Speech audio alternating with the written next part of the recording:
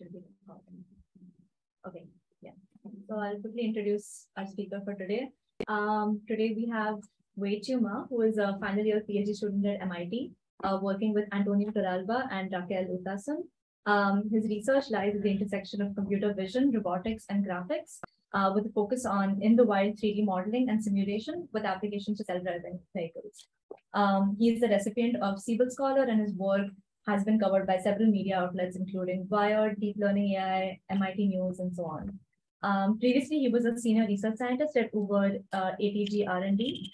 And before that, he received his MS in robotics from CMU, where he was advised by Chris Katani, and his bachelor's in National Taiwan University. And today he's going to talk to us about learning in the wild 3D modeling and simulation. So we're really excited to hear from you. Okay, thank you so much for the kind introduction. And today it's really great to be here. So today I would like to share with you some of our recent efforts on exploiting the structure and prior knowledge of the world for 3D reasoning and 3D modeling and like simulation. Specifically, I will mainly focus on the in-the-wild setup, as you see in the title, where the observations are often sparse or noisy, which are the usual case that we encounter in real world, like in self-driving vehicles. And I'll show that with proper and sometimes surprisingly simple modeling techniques, we can really go a long way. Okay, so in the recent few years, we have witnessed like amazing progress on various 3D applications, like teleconference or digital arts, or even augmented reality. So I think it's safe to say that maybe in a few years or even just a couple months, like our life will just be totally revolutionized. And interestingly, for these applications, behind them, there lies a very simple quotation mark and a similar pipeline. So here's what it looks like. So first, we have a set of observations of the scene or the world we are interested in. It can, most of the time, it can be images, but also it can be touches, LiDAR, depth, whatever you want, right? Then we take these observations and then try to construct a representation of the 3D world which we are interested in. And then since we are interested in simulation, so what we're going to do is we are going to take this 3D representation and manipulate it. So what this means is that we can rearrange the structure of a scene, we can insert objects into it, or we can take an existing object like the vehicle and we can rotate it. This is what we want to do. And then after that, we render them back to the observation space that you're interested in, either LiDAR or either image. And hopefully we want it to be realistic. So of course, this pipeline looks kind of simple, but in fact, this is not easy at all, right? But with the help of the deep learning and some geometric-based approach, recently we have really progressed a long way towards this thing. So for instance, now today, if you have a collection of images, okay? Oh yeah, this is Colin. And then if you want to get a nice camera pose and some 3D point out of it, what you can do is you can just simply run structure from motion, right? And then today, if we go a step further, let's say we have multiple images capturing the same scene with camera poses, and we want to get some like null view synthesis. What you can do is just run a NERP on top of it, right? So basically, with these like very powerful 3D modeling algorithms, we're able to just get these like astonishing results. But this also makes us wonder, so what will happen if today the observations are noisy or sparse? Does these 3D algorithms still work in the setup? For instance, let's consider these two images, okay? They are taken from different shots from the movie called Silver Lining Playbook. So if we look at these two shots, as humans, we can directly say, oh, they are roughly 180 degrees apart. However, this is very hard for computer. And the reason why is because when computers are asked to infer about 3D, usually what they do is they extract some low-level visual cues and then try to match them and then use geometry to infer 3D. But if you look at these two images, they're just nothing in common. The only same thing here is the human in the middle. So in order to reason about 3D, the computer needs to recognize, oh, there's a person, and then they need to know, oh, they are the same person. And afterwards, they want to know, okay, a human has a head and four limbs, like a chest and face in the front and the back on the other side. And once the computer has these kind of notion, then we can know about the 3D. Right? So it's just really very sophisticated. And of course, one might wonder, okay, when would you encounter these kind of situations? But actually, it's pretty common in practice because now we all have iPhones, right? For instance, if you're just walking on the street and we see some people like performing, so it's natural that we just take out the phone and capture a scene. So these kind of like sparse capture actually happens quite a lot in the real world. And for instance, if today it becomes me, and if you capture these two things, it'll be something like this thing, all right? And today, another scenario that we are very interested in is in the self-driving scenario. So as you can see from here, this video is captured by the camera mounted on top of the self-driving car. And as you can see from this video, we are looking at the scene from the very particular viewpoint, which is the side view. And since the self-driving car only drive through the scenes once, okay? So the capture are kind of pretty sparse. So in this case, how can we recover the complete geometry of the car? How can we estimate their materials?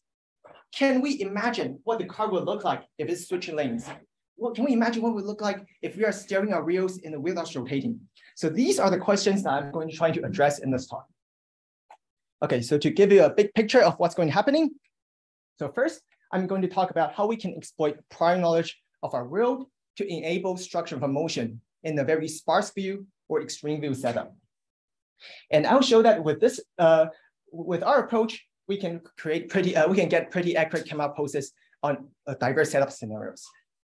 And then once we have these camera poses, although they are not perfect, I'm going to discuss how we can use them to learn a scene representation out of it. And finally, I'm going to switch from this more generic setting to a more self-driving specific setup, which is like in self-driving scenarios, how can we just by looking at a few sparse observations of a car, and then we can reconstruct assets, we can animate it, we can do these kind of a steering of the wheel, and then we can insert them into the self-driving system and do sensor simulation. Okay, so let's just start with the first part, extreme 3D reconstruction. Okay, so I think now it's safe to say that currently the 3D reconstruction systems can be roughly classified into two categories. So one is the recognition-based single image approaches. What they are trying to do is given a single image, you want to recover the complete geometry of the scene or the objects, right?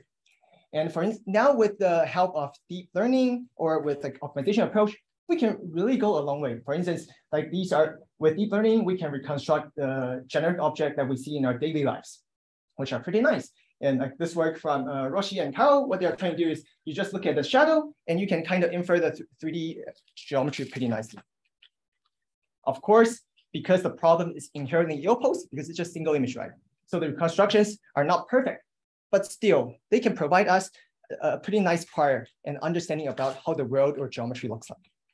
So on the other hand, okay, multi-view image methods, people, like what I mentioned before, people exploit the low-level feature matching and geometry to reconstruct the 3D world. And I believe we have all seen like a wide success of structural motion. Everyone has heard of it, open SFM, big SFM, or even COMAP. I think now if people have played with NERF, you will know COMAP. However, for these things, if you input these two images to structure of a motion system, they will fail like disastrously. So these are the images that got from Goodwill Hunting. And what will happen? The reason why structure of motion will fail, like we suggested before, is because if you look closely, these two images are depicting completely different things. So you basically cannot observe co-visible 3D points. So in fact, what if you really input them to COMAP, this is something you'll get. Like you can see, okay, on one side, it forms some points, and when you want to register, you see nothing out of it. Okay, so what we're trying to do here is we want to resolve this issue. So our idea is to distill the priors from single-based models into these multi-view models, okay? By equipping them with the knowledge of the world, we hope to resolve like not only overlapping scenarios, but also like non-overlapping scenes, okay? So this, we call a method like virtual correspondence, and you are going to see some of these results very soon. Okay, so here's our problem setup. Given a set of overlapping images, okay? It can be overlapping, non-overlapping, little overlapping, whatever you want. For here, I only showed two, but actually this method can apply to multiple images. Our goal is to reconstruct the accurate camera poses and also the 3D geometry of the scene. And this geometry can be in the form of sparse point clouds or like human mesh, whatever you like, depending on your parameterization. Okay, so today, if you are given images, if they are overlapping, then it's just very straightforward because what you need to do is just run standard structural motion. You do like matching, like SID or deep learning method, fundamental matrix, and just go all the way through. The challenging part here is how can we deal with these kind of scenarios, right? Because as we suggested, there's no matches. Of course, one straightforward way nowadays is, okay, if we don't know how to do it, we take these images, we feed it to deep networks and have deep networks to do everything. Of course, so this, as well as this is one of our baseline, you'll see the results. But one issue about this, first of all, it doesn't generalize that well. And the second thing is, instead of having a dedicated approach, we are looking for something that's unified, such that we have a unified pipeline for both traditional setup and these kind of extreme setup. So what this suggests is like, we want to find some correspondence between these images when there's no correspondence. Okay, so this is our goal. So our goal is to propose a pipeline called hallucinate then match. So what is, so okay, so this is what it means. So now we have two figures of Kobe Bryant making a shot, right? Let's take a look at the left image. So for this image, we only see Kobe Bryant on his front. However, since we are very familiar with how humans look like, we know humans, we are familiar with human structures, right? So even if we only see the front of Kobe Bryant, we can kind of imagine what's on the other side. So for instance, this red point over here is on the chest of Kobe Bryant, but we can imagine today, if Kobe Bryant becomes transparent, if we see through Kobe Bryant, we'll see something on his back. And since he's slightly tilted, so it might be some point on the top of the point, right? So even though we only see a front, we can imagine the other side and act like we see the other side. So what happens is that we have a lot of different observations, some real observation and virtual observation. And then what you need to do is then to match and see either of them is present in the other image. So in this case, we can see, oh, the other side is on the back, so we can associate these 2 points. So this is the concept. Okay, so now we have this kind of high level concept. Let us take a look at how we do this in practice. So given a pair of images that we saw here now, we first use a deep neural network to give us a rough initialization of the camera pose and the 3D pose and shape of Kobe Bryant. All right. And now we have this thing. The next thing we do is we cast a ray through Kobe Bryant. So basically what we do is somehow laggy. So we cast a ray into the scene. And then we do this densely for each pixel. All right. So then for this ray over here, we can see that it hits the front of the copy and penetrates it, and on its way out, hits the back of Kobe Bryant. So basically what you can see is like, okay, it hits like 2 parts of this mesh. So one is like on the front and one's on the back. Okay, and then we do this densely for each pixel in the image, and we record every hit. Then, okay, so this you can see like it's from different viewpoints. Then what happens, like we said just before, is then we are trying to match these imaginations with the other images. So basically what we're trying to do is, okay, we have the other image over here. Then we try to match if either of these two are seen in the image. So for here, what we do is we just use another deep neural network to try to associate each pixel in the image to this 3D mesh. So for instance, we can use something called dense pose to tell us, oh, actually this pixel corresponds to the head of human. So then you can associate these two together. And by doing this thing, we can find, okay, actually this point corresponds to here. So then at the end, you'll get something like this thing. So you can see that these 2 points, they correspond to completely different 3D points, one at the front and one at the end. But still, their camera rays intersect in 3D. So basically what this tells us is, please. Is the assumption here that the 2 images are taken at the exact same time? Yes, so for here, we are focused on standard structural motion setup where it's static. But as you can see here, there's a little slight time difference. So it's still a little bit robust to this thing. Is this, are you also inferring the position of the person in both coordinates or coordinates? You can convert it. So at the very beginning, if you just take the deep neural network that we used to initialize, it's in camera coordinate, but you can just convert it and use it as a human-centric coordinate. It's just a transformer. Yeah, but wouldn't you need to know that I'll wait for you to explain it. It certainly makes more sense. Okay, so I guess I'll explain now because later on there'll be most of them are results. So I guess for here, you can assume you'll know the relative camera pose between the person and this camera, right? Oh yes. Okay, So for this one, yeah, okay. They will estimate a human pose shape and also the camera pose. Like, so you're not just guessing it. It's like you have the ground truth. No. We use deep neural network to do an initial guess. Oh, okay. So these things are predicted by neural networks. Oh, I see. Okay. And then we do this, and then we'll do bundle adjustment on top of it to refine it. Okay. Okay. So then now as you can see, they have this intersection. So this like the epipolar triangle that we see in the vision course. So we can just integrate these things into the traditional pipeline. Okay.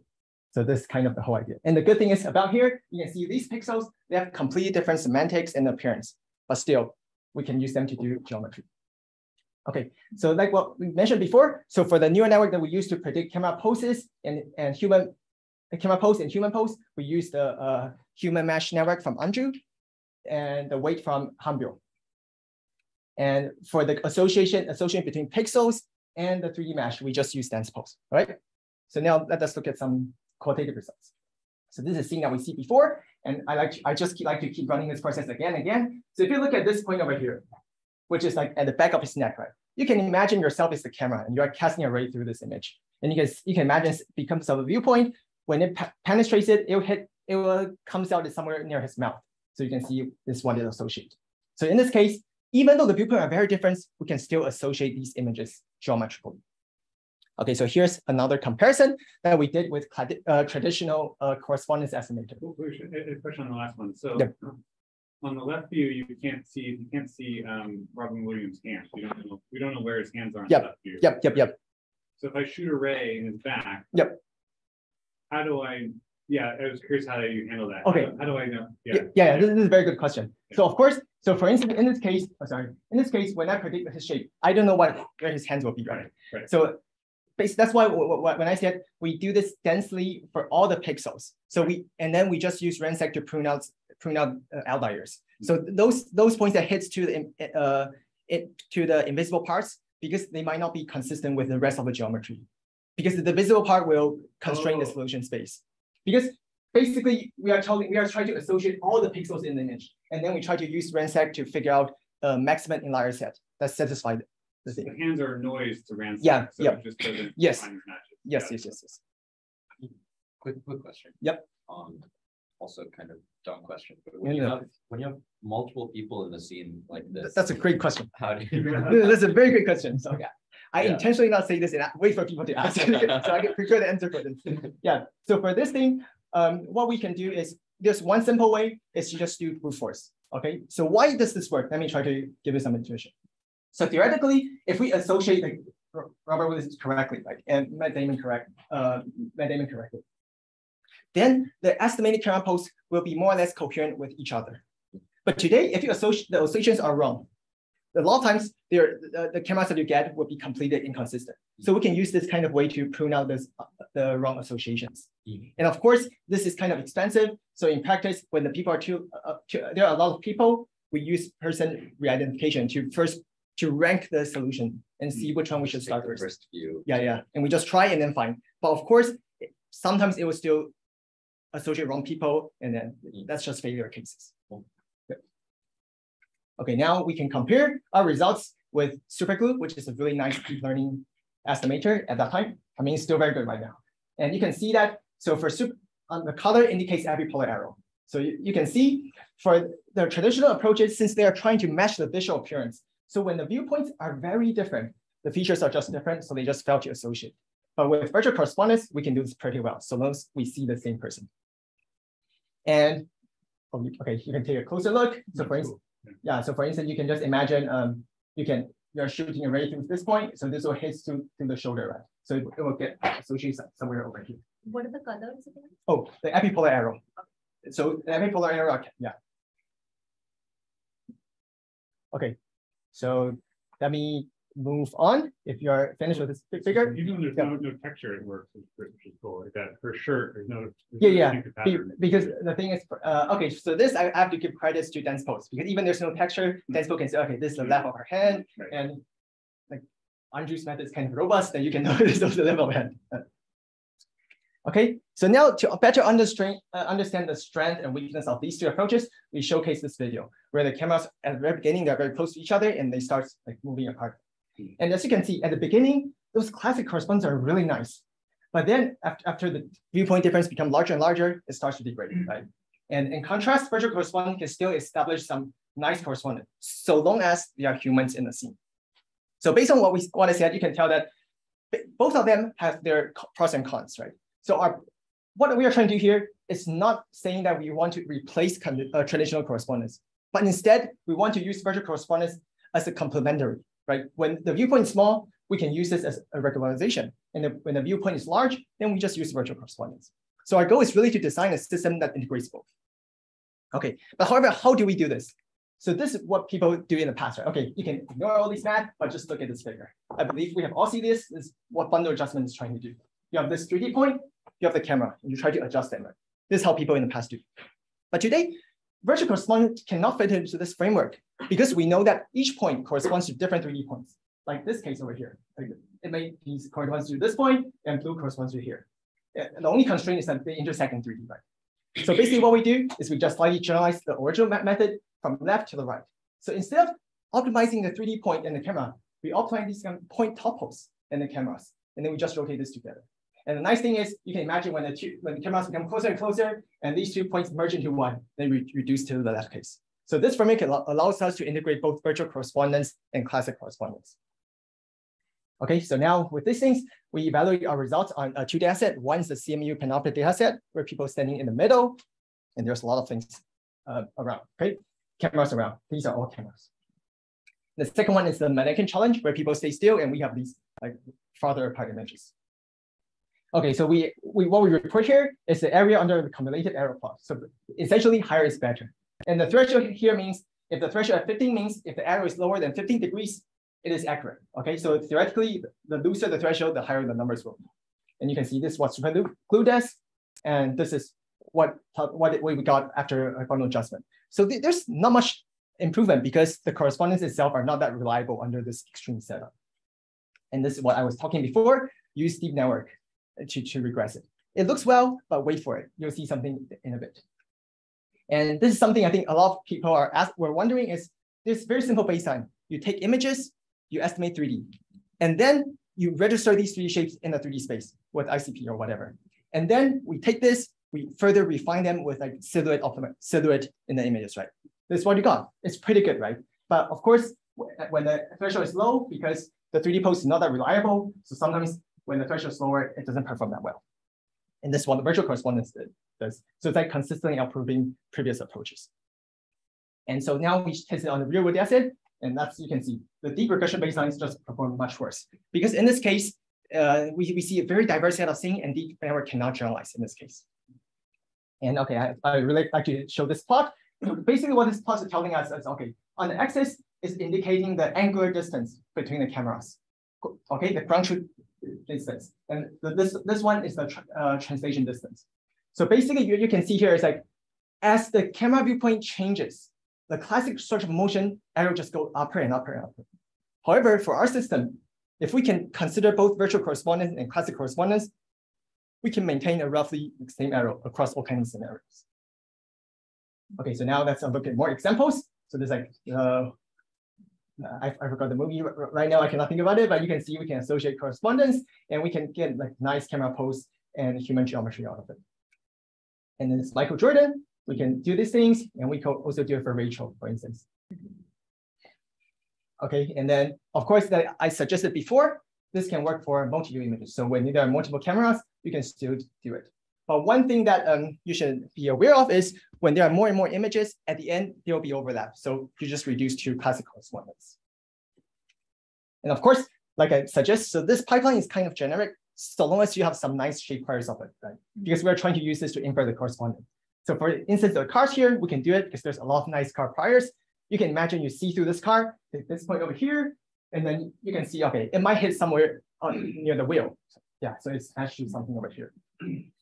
So we can do this for cars as well. And finally, I think one thing that I like is virtual correspondence enables a lot of possibility. So for instance, like what can we do with multi-view stereo? So this is one of my collaborator. We take two non-overlapping video of him. So if you just run multi-view stereo, you'll get two dense point clouds, but separate. So, but with virtual correspondence, you can put them into a joint word coordinate. And then this allows you to get a nice complete point cloud, which you can meshify. So this is what you get. So you can see the white things here are the corresponding camera sequences. And you can see this, what we get, a nice 3D mesh out of it. So basically, we merge the 2 point clouds and then we meshify it. Okay, so basically, so now, so the whole concept of virtual correspondence can be summarized into one sentence, is we are trying to distill these kind of high-level knowledge about the objects, about the world into the algorithm, and use this to help them solve like more extreme cases that cannot be solved before. Okay, so now we have seen that how can we use virtual correspondence and classic correspondence to get these poses. The one natural question to ask next is, what can we do with these poses? They are not perfect, but can we still use them to learn some nice scene representations? Okay, so this leads to the second part of the talk, which I'm going to present a robust 3D modeling algorithm for learning nerve. And we call it, our method is called like BARF, bundle adjusting neural radiance field. Okay, so ready? Like fasten your seatbelt and sit tight. Don't barf because our results are sick. Okay, so before I dive into this, I want to quickly give a very quick review about what nerve is trying to do, okay?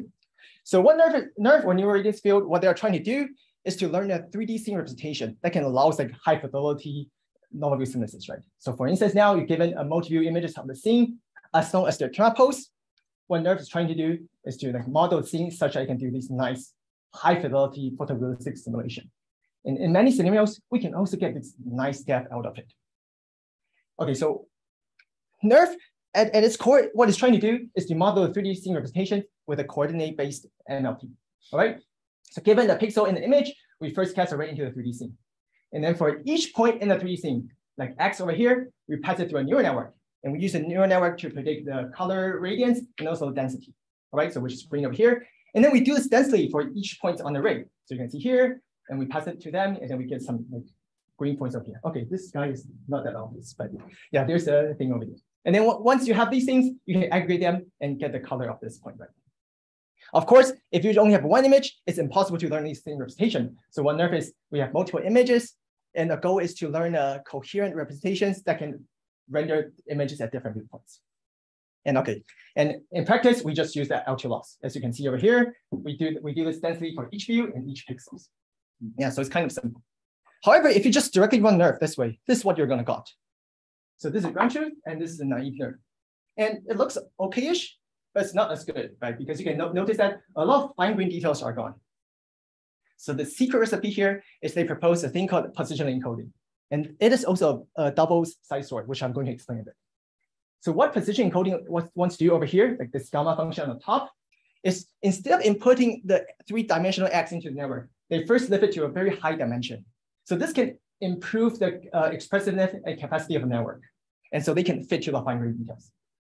In practice, what they do is they use different like sine and cosine functions with increasing exponential frequencies, all right? And with listing, you can get some results like this on the right. So you can see all these things are back. So these are just amazing. However, there's these things look amazing, but there's always a but. It's like all these results are based on the assumption that camera poses are given. However, in real world, a lot of times camera poses are noisy or inaccurate, even unknown, right? Even a camera mounted on top of the self-driving car, when it's driving, there'll be some shaking and vibration. So the calibration will be off sometimes. So in this case, can we still learn a nice representation out of it? So of course, okay, in this case, what should we do? Say there are noise. So one thing that you can do is, first thing is close your eyes, pretend everything's fine, and just directly train it. Okay, then you might get something like this. And I would say if you get something like this is already nice. So you can, because for this thing, you can still see the structure, but it's just things are more blurry, right? But today, if the camera arrows are much larger, then there's no hope. You'll just get something that doesn't look looks super weird. So alternatively, what one can do is to, okay, how about let's just backprop and optimize both the camera poses and the parameters together. And it sounds reasonable because everything is differentiable, right? So you can just use backprop to optimize together. So before we look at what it looks like, let's look at the gradient first. So we can do like derivative of I with respect to P, and by chain rule, we can separate them into these kind of different terms. So basically, you can just imagine it's from I back to the Y, which is the output of MLP, output to position encoding to X, and then X to the camera pose. Okay, that's it. However, if you just directly do it, this is what you're gonna got. So for here, don't be scared. The red camera over here, magenta ones are the ground truth cameras, okay? And the blue ones are the noisy cameras. And they're connected with the red line indicating the association. So if you just directly optimize this way, this is what you're going to get. Look closely, you'll see that at first, these cameras are jittering a lot. They're just flickering. And then after like maybe close to 1,000 epochs, it starts to be more and more stable. But still, you'll see lots of cameras are stuck in local minima. So this makes us wonder, like, what's happening here? Why? Because everything seems to make sense, right? And even we try to tune the learning rate, it just doesn't work. So after we dig closer into this issue, we noticed one interesting thing, which is this term over here. It's the problematic term, the Jacobian of the position encoding. So let's take a look at what it looks like. So as we mentioned before, this gamma here is like the cosine and sine function. And if you really take the derivative, this is what you're going to get. So here we only show two encoded bases. And look at this term on the front, this scalar term. What this is suggesting is today when we have this, compute this gradient, their magnitude are magnified by 2 to the power of x. So what this is suggesting is that today, if we have this gradient, when the precision encoding is like in a lower frequency, it will be amplified like slightly. But what happens when the precision encoding have higher frequency? You'll be amplified into like this way. Okay, so once you have this super large gradient, it will cause a lot of trouble when you try to update the camera because everything will be just unstable, right? So in order to solve this, we present a very simple yet effective optimization curriculum. So basically, the idea is just to apply a scalar weight for each term in the precision encoding, which is this WK term. For completeness, here's the math, but you can ignore it. So let's look at the plot over here. So essentially, the key idea is at the very beginning, we zero out all those precision encoding, and we only keep the lowest one. So in this case, the model would reduce to the kind of a naive nerve that we've seen before. So it will kind of capture the overall geometry and overall structure, but it will lose the fine-grained details. That's fine. But the good thing is, since we only have this low frequency term, so it will gives us a stable gradient towards camera optimization. So in this case, we can have a blurry scene, but we can gradually optimize towards the right camera space. And then as the optimization goes further and further, we gradually turn these like precision encoding terms back. So then this allows us to gradually get those fine-grained details. And since we are already fairly close to the ground truth camera poses, even though we have the scaling factors, we're still fine. And so we just do this, we just have this curriculum and then turn it on gradually. And with this thing, we can get the camera back nicely. Okay, so now let us look at a few examples. This one I showed before, I just want to show for the comparison. Again, these are the ground truth camera, and these are the noise, okay? So for instance, we jitter the rotation by 15 degrees, which is kind of large, that you never seen this in real world setup. And if you use sparse, this one you're gone.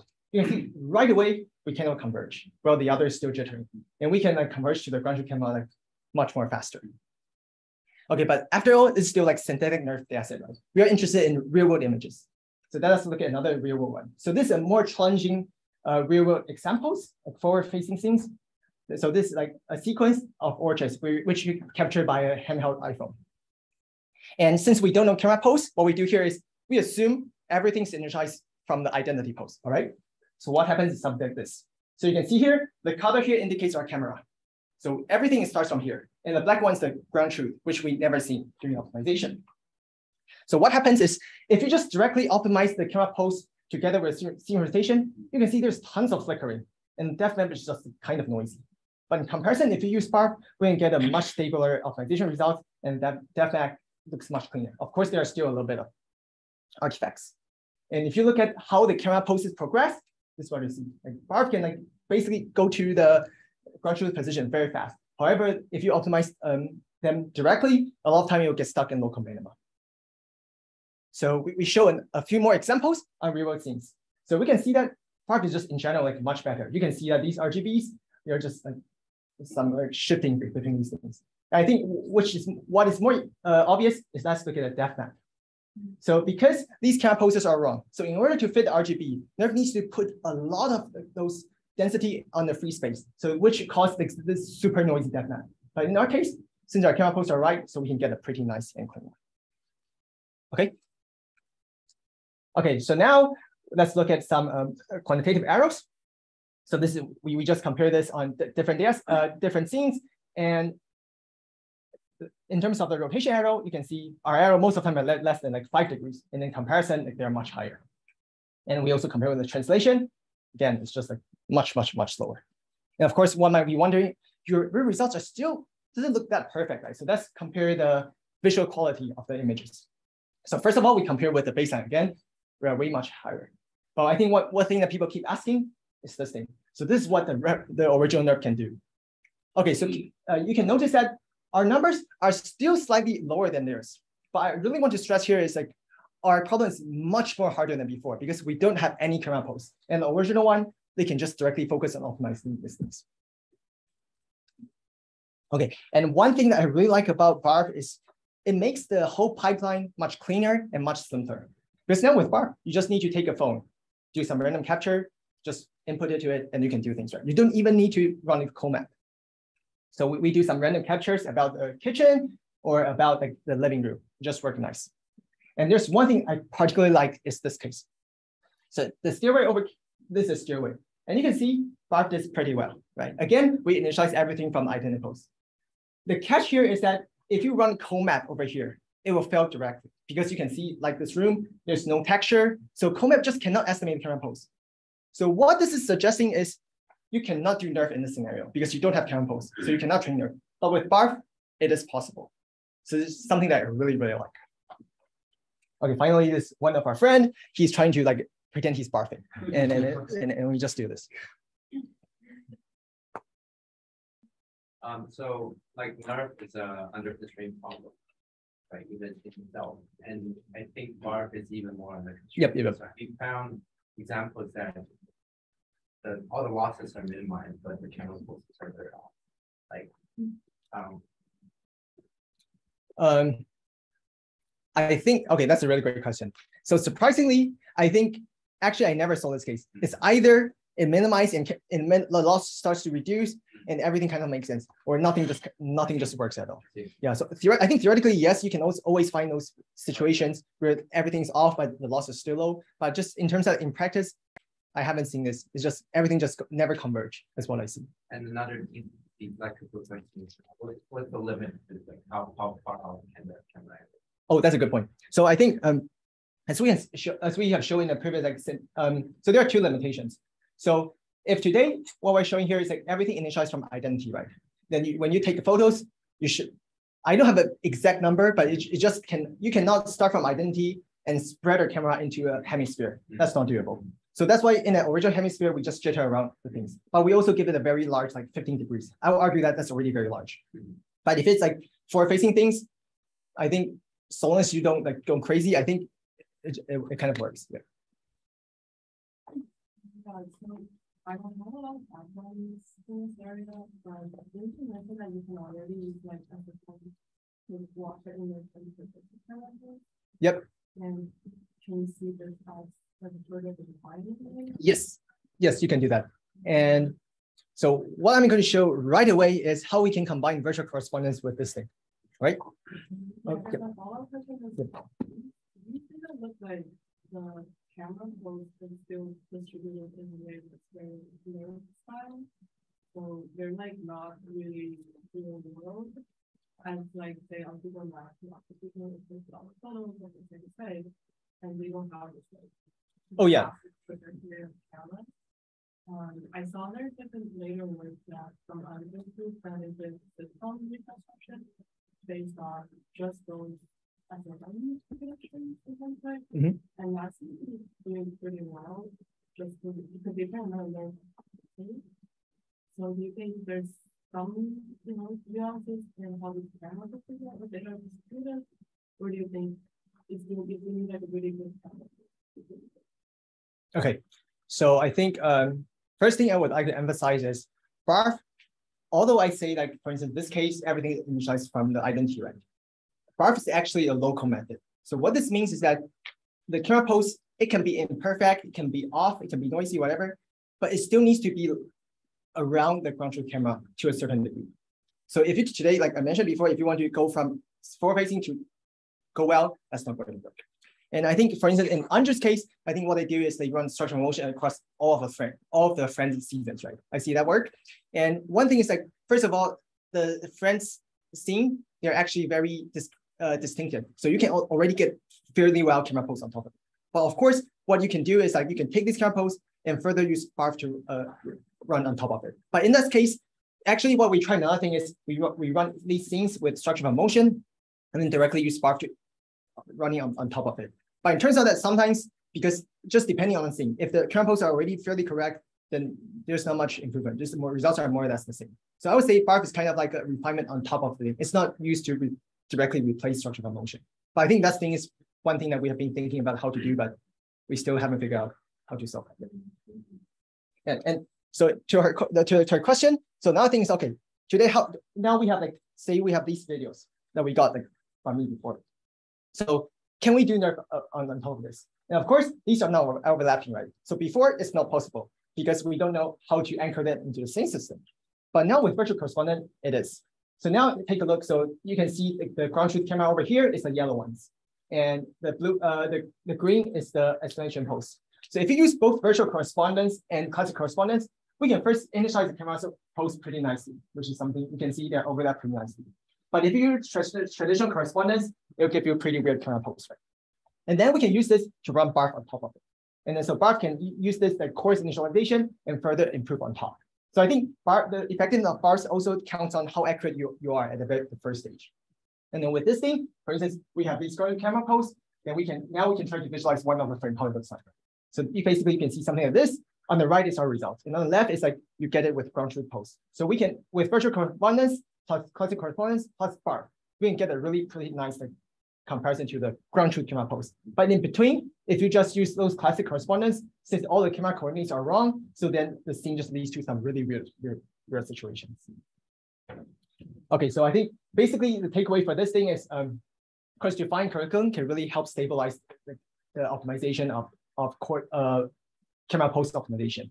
And it's extremely useful, especially when the background is kind of textureless, because we can use photometric arrow to optimize these things.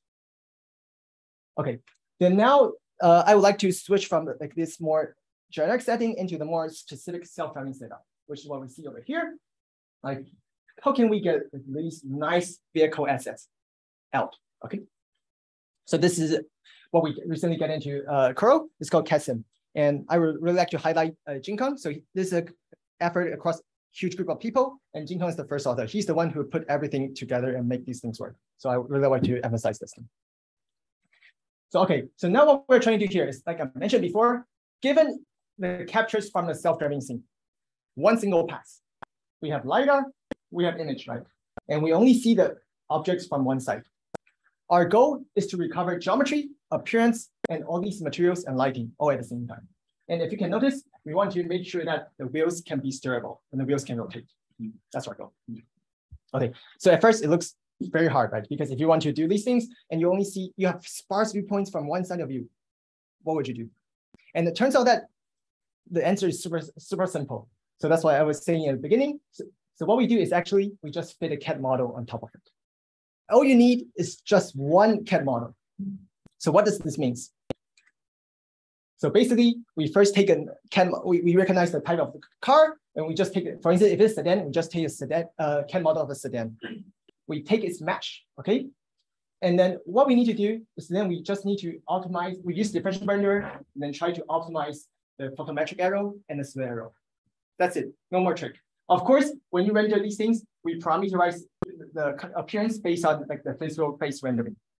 And the one nice thing about this thing is CAD model already provide us very structured output of the car. For instance, it tells us the wheels, it tells the parts of the car, right? It tells us, oh, this is the wheel, this wheel can rotate, and this part of the car is the door. So we can make this, and also a lot of CAD models also provide us an initialization of those PBR material, like those glossiness. For instance, if you look at the plate, it's very reflective. CAD model has all these things. And we know that most of the cars in the scenes follow the same rule. So all you need to do is just get one CAD model, use it as initialization, and then just do differentiable optimization. That's it. Previously, people have been trying to do, okay, we try to fit a mean shape mesh on top of it and try to use network to predict the deformation. And what we are saying here is, actually, you don't. You just need to recognize the type and then fit one. And that's all you need to do. You're optimizing what? You're optimizing the vertex? Yeah, so yeah, that's a good point. You optimize both the vertices and those materials and lighting. Everything here is optimized. Okay. So also we want to ensure that everything's symmetric. So this is just a qualitative question. Did you have a hard time optimizing that? Oh, actually, I think the only hard time we had is sometimes when the detection box is very wrong. So when the car post is very off. But besides that, it's actually pretty easy to optimize. That is, first, I can be very honest with you. This is our baseline originally. Like we say, oh, we need to run this for baseline. And it's like, whoa, it works super well. Because no one really used it. And we are like, okay, it works well.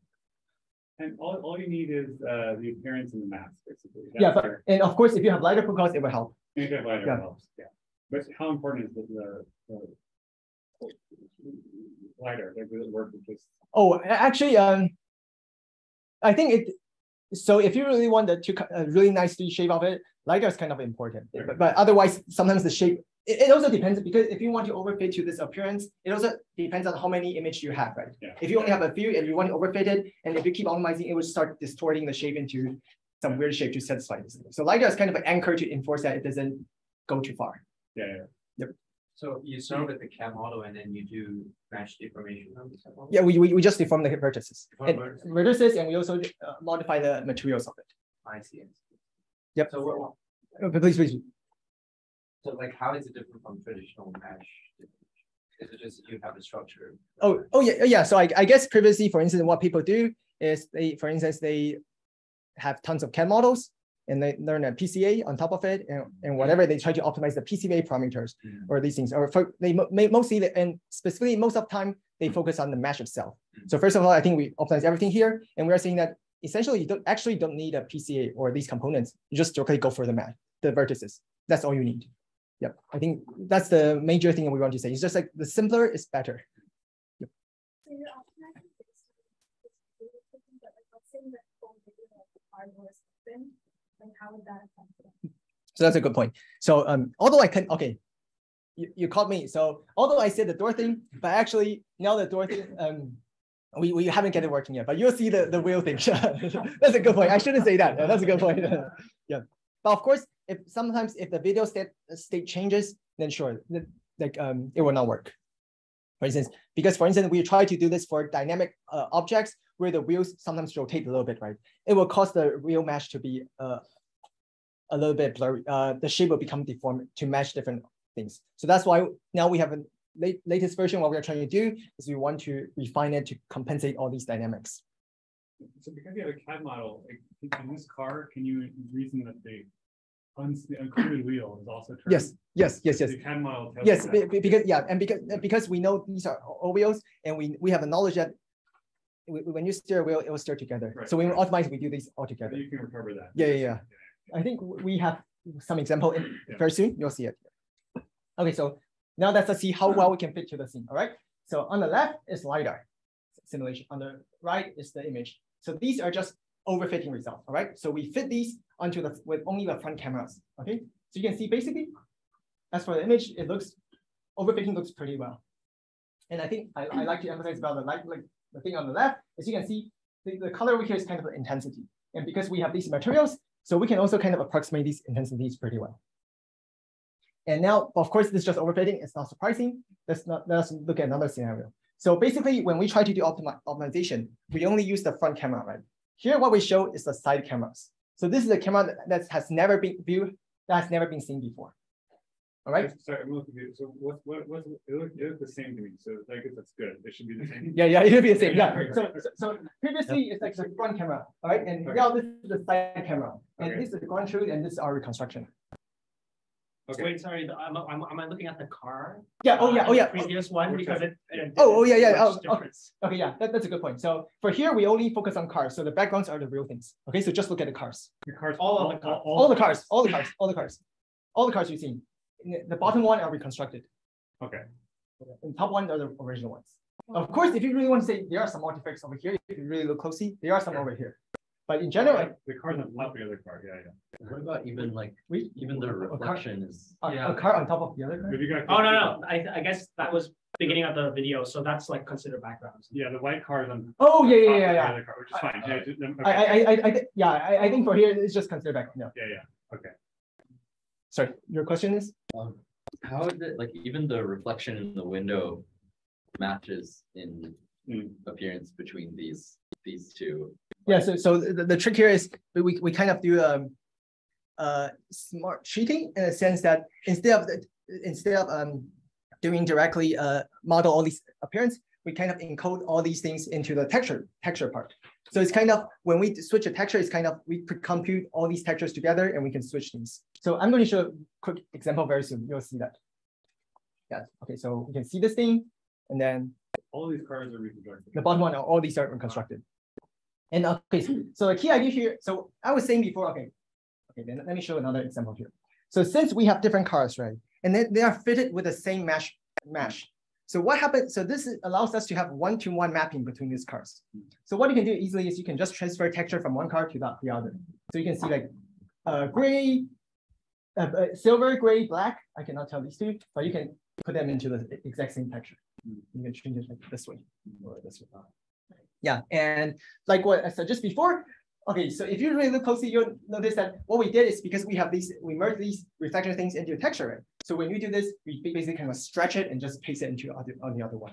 So the key idea or intuition here, we are just thinking this reflection really matters for the perception system. It's like sometimes you just need to do realistic. People will know what's on the other side, right? So as long as we can see this kind of moving thing, we'll think that's realistic. So that's the whole idea. So if you look into a video, this is the original one. This original video, you can going this through, and then we can just do something like this. And so of course, what you can do is then we can do this and get tons of texture maps. So you can imagine we can collect tons of texture maps and then train a diffusion model on top of it and then generate. So this is one thing that we are trying to do, but currently it's still not working yet. Okay, finally, once we have this thing, we can also do some actor insertion. Then you can look at here, like the wheels is like rotating, and we can do some steering over here. And then you just need to, since you have nice geometry, so you can just plug it into a LiDAR simulation system and try to simulate what LiDAR looks like. How do you handle it's like cars that bump into each other? Oh yeah, so for instance, in this case, since we have LiDAR, so we know the 3D relationship.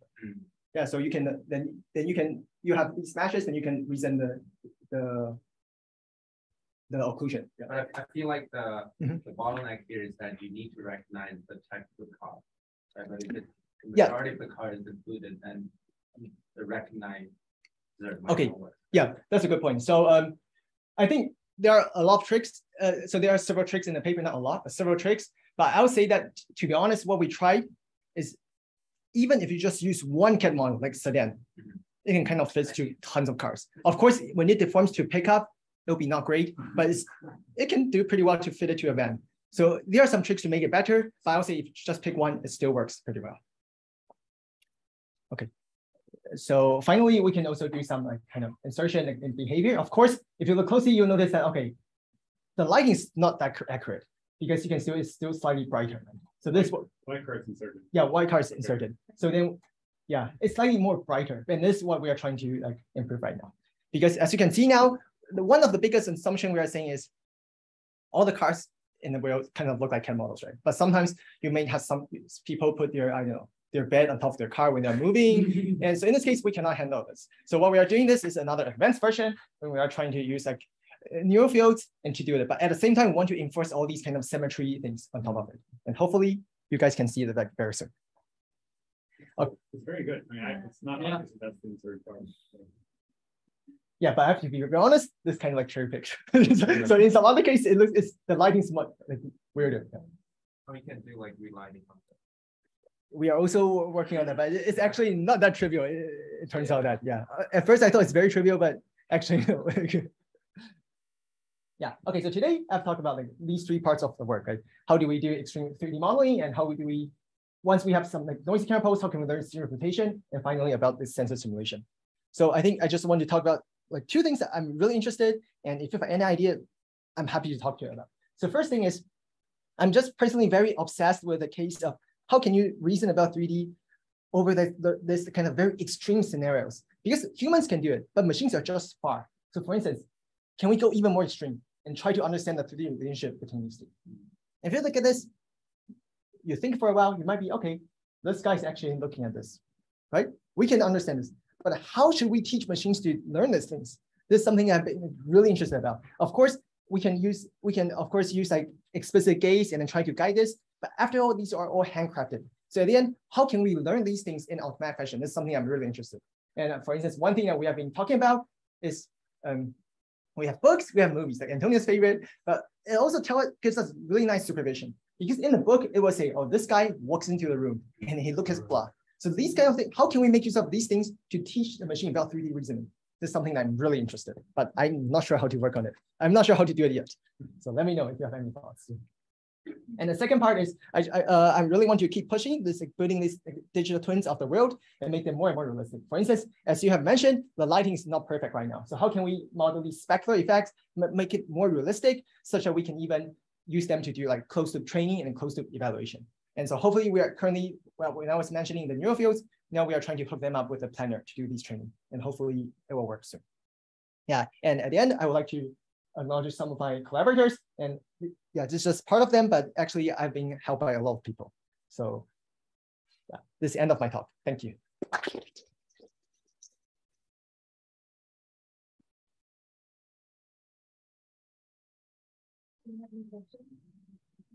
Oops.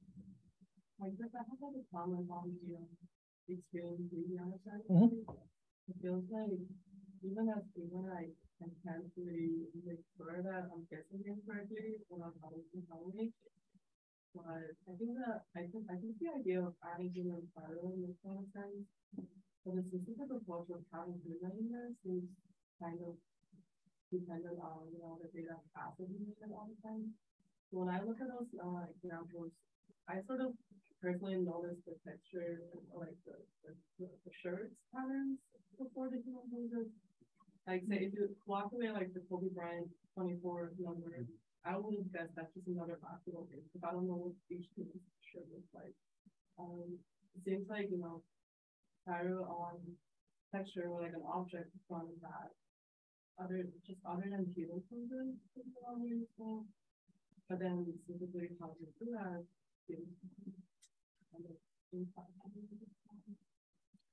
Okay, yeah, I think thanks for the comment. I think you're totally correct. So first of all, I think the reason that we start with human, two reasons. So the official reason is human is the most common objects in the image, right? Most of the image has human. That's the official explanation. But if you want to ask me, the real reason is just because we have really nice priors about like models about humans. So that's why we start with that. And we have cars, so we just do it. To be honest, I can tell you, I tried with different objects. I tried it with chairs. I tried it with different things. It's just like they are good at 3D benchmarks, but if you really use them to do these kind of reasoning, they are just not good. And of course, I agree with you. How can you extend this to further? So actually, I've been keep thinking. And for instance, another Q, I think besides humans, the most maybe dominant Q is planes, right? Because we see the floors, we see the walls. If we can know this, it's a very strong Q. And for instance, if you see the landmarks on the street, even we see part of them, we know that landmark is going to be like regularly spaced. Can we use this? Or we have seen windows on the buildings. These are all the cues that I think it might be helpful. And I totally agree with you. These estimation at the end, they are more like qualitative estimation because after all, it's an ill-posed problem, right? So of course, now we are trying to do metric 3D, but at the end, what is the best is we want to do it in a probabilistic fashion. So for instance, you can see, okay, there's different estimations. If you look at a building, they both see a window, then you don't know whether they are the same window or different windows, right? So you can just guess, okay, maybe they're looking together over this direction or here or here or here. So at least that's what I have in mind is you want to use these to have a guess, but it's probabilistic. Do you think that it's like not so harsh as this way? What if you just have a video? What if you just have like slightly more data? It's like that would give it a lot. Oh yeah, totally. I think one reason that I'm obsessed with this is just because I think it's extremely challenging. But I agree with you. Now, if you have more videos, it will make problem much easier. Yeah, I totally agree. Just, I work on this. Just I say, okay, what's the most extreme case? I just push it to the extreme and then try to solve it. Yep. What do you think the role of these large language models? I mean, I think there will be. I mean, okay. So I can also tell you. I mean, everyone's using like these large language models, right? And I can be honest with you. So I think all of you have seen Dream Fusion, right? Given the text, you're training this thing. I can be honest with you. We have been working on this for like also like a month or two, but then your results are better, much better than we had. It was like, okay. So I think there's really a lot of potential, but it's just like, how do you want to use it in a smart way, in a way that people didn't think about it? So I think, for instance, for here, I think if we can kind of use language model to deal with this case, this would be very unique. I don't think people will work on this case, but originally we're also doing some objecting, and they were like, oh, maybe we should stop working. Please. So specifically to the slide, you were mentioning books and movies. Two questions. First, did you mean like the alignment of like a particular book to a particular movie? Yes. Okay, so I can't actually, I'm just kind of I Okay, doubt suspicion. that Please, please, it's fine, it's I fine. doubt that there'd be any alignment at all between books and movies. But I do think that a tune you could use it from just movies. It's like, first of all, I'm guessing that 90% of the time in a movie, when you see someone's eyes and it crops to a different scene, this person's eyes on that scene. Like the noise of that is just like whatever. Like I'm like definitely 80% of the time, right? So why use movies? Why not just use the cue? Like, oh, great, we identify the eyes looking at something. Next scene, that's probably what they're looking at. I mean, of course, it's me wrong a lot of the time, but Okay. I just doubt the books and Okay. movies thing. Okay, so let me first answer the second question and go back to the first one. Sure. Second one, you're totally right. I think actually this is super, super strong cue. But I think what I'm saying here is just in terms of long term, because at the end, if we use this cue, we can do pretty nice 3D reasoning, but we are still kind of incorporating our knowledge into the space. So what I'm saying is at the end, once we do this, we include the gaze, we include how people film movie, we include all these knowledge into this. What's next? So this is what I'm saying. You're reading the script of the movie, not the book. Oh, and also in terms of the book, actually, I think I said there's a nice paper from Antonio and Sonia. They try to align the books and movies, and actually it is possible. Yeah, but it's hard, but it is possible. But of course, I think if you want to use it, I'm not restricting saying you must use book. You can go go to script, go to whatever. So unless there's some text source, that is the case. Yeah, and I'm saying here is just I'm saying like going a few steps ahead. What I'm interested in. Because if you use gaze, I think we have a project in the lab a while ago, and is that people kind of explore that, it kind of works, but the person graduated, so no one continues working on it. Yeah.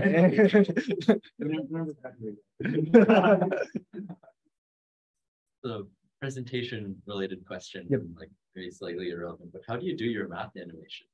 Like which part? Like oh, you mean animations of the equations and stuff. Oh, very that's very it takes tons of time. So basically, so I can just go through it.